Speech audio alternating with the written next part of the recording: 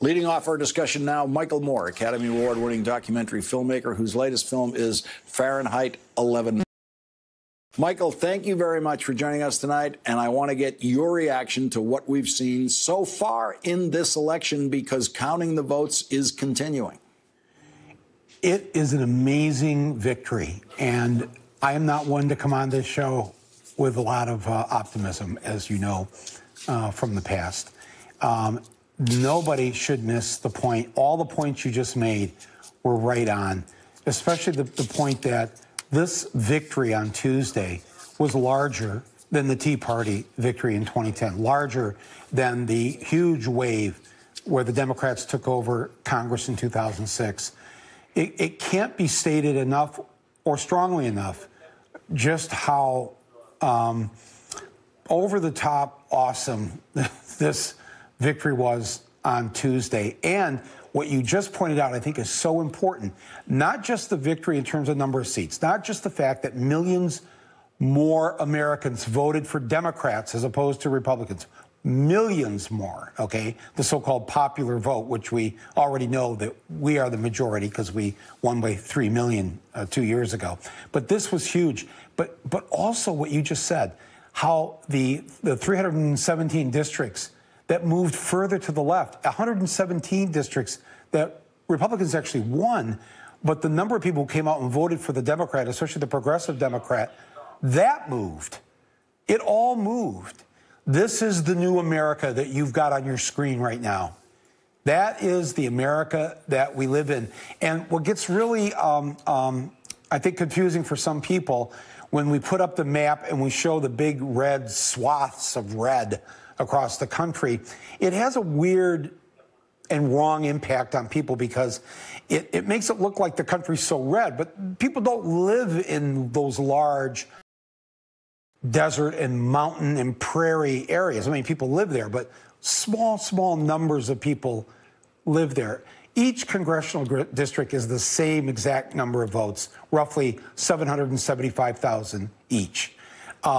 If there was a way to do the map where we actually built the map and showed by population how large this area of the country is, or this area of the country, by population, you would see the bluest of blue. You'd need sunglasses. There'd be so much blue on the screen, on the map, if we actually showed the map by the size of its population, not the size of how many acres the state has. So this was an election. This is, and people are, they still got the Senate. Yes, they have the Senate, but that's because that's not a democratic election. That's not a one person, one vote. Not true democracy doesn't mean that Delaware gets the same number of votes in the Senate as California with 40 million people who live there. If it was a true democracy, the Senate would be proportional to the actual numbers of the country. So we have to fix that. We have to get rid of the Electoral College. We need to have preferential voting systems where you vote your first choice and your second choice. So we'll get a more accurate reading of what people really want representing them. That's to come. This was a huge first step. It's 1 down, 2 to go. The next one to go is before the Senate. It's probably going to be the White House. And that may happen within these 2 years, depending on what happens in Congress. How far those votes in the Senate. Remember, 5-6 Republicans would have to have what John Kennedy called a profile in courage, a moment of conscience, if it comes to the point where the Mueller investigation and the investigation that the House committees are going to do in terms of showing just how badly Trump has violated the law, how much will Republicans be able to tolerate their president being a lawbreaker, being a criminal? We'll find out. But I think that this is a very exciting time for us.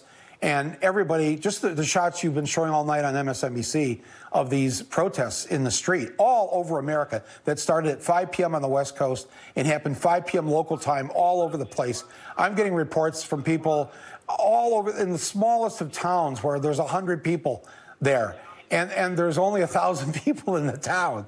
So this is going to have to continue, though. We're going to have to be in the streets a lot, I'm afraid, because Trump believes he's going to get away with what he's going to get away with, what he thinks he's getting away with now in the Justice Department with Matt Whitaker. So that's my take on everything. Michael, to that point, imagine a world today in which the Democrats had not won the House of Representatives. They came up one shy or whatever it was, and they did not win the House of Representatives.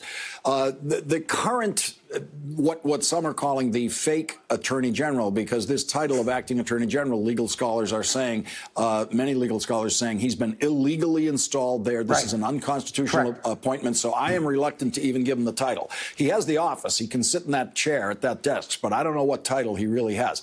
Imagine that that person is sitting in the Justice Department tonight with what was going to be a Republican-controlled House of Representatives, instead of what he's living with, which is the knowledge that come January, they can pull him into the Judiciary Committee at the House of Representatives, put him under oath, and make him answer every question about what he said to Donald Trump before he was appointed and what Donald Trump said to him. And those questions will be under oath, and that was not going to happen without that win Tuesday night. You're so right to say that, and you're right. Imagine if we hadn't won on Tuesday night. First of all, I think there were so many people anticipating that possibility after what happened in 2016. I heard that pharmaceutical companies were actually developing an antidepressant just for Democrats, a Democratic antidepressant. But fortunately, they don't need that now. They can go back to the lattes and cappuccinos for their medicinal purposes. But seriously, though, I think that this is so critical what's going on in the Justice Department, because what you have now, we already had a constitutional crisis with Trump's behavior prior to the election. We now have a constitutional crisis within the constitutional crisis. We now have a state of emergency within the state of emergency. This has gotten very dangerous. And you know, we haven't even touched on what happened in Thousand Oaks today with the people that were killed. We live in a country now where an American can go into a bar and kill 12 people, can go into a synagogue and kill 11 people, can go into a Kroger looking for black people and kill black people. We are in a very, very dangerous situation. All of us have to be up and active. We have to be on guard. And Ruth Bader Ginsburg, if you're recovering tonight and watching this, seriously, I would do anything for you. I would literally donate a rib for you, although my ribs might not be, it might take up your whole body, but I'm just saying that we've got a lot of things in front of us here, a lot on our plate, Lawrence, but the people are going to be heard, and they're not going away just because they won on Tuesday night. Michael Moore, thank you very much for joining us tonight, starting us off tonight. Really appreciate it. Thank you, Lawrence. Thank you so much. Coming up, Steve Kornacki will join us because it is still election night in America. We are still counting votes.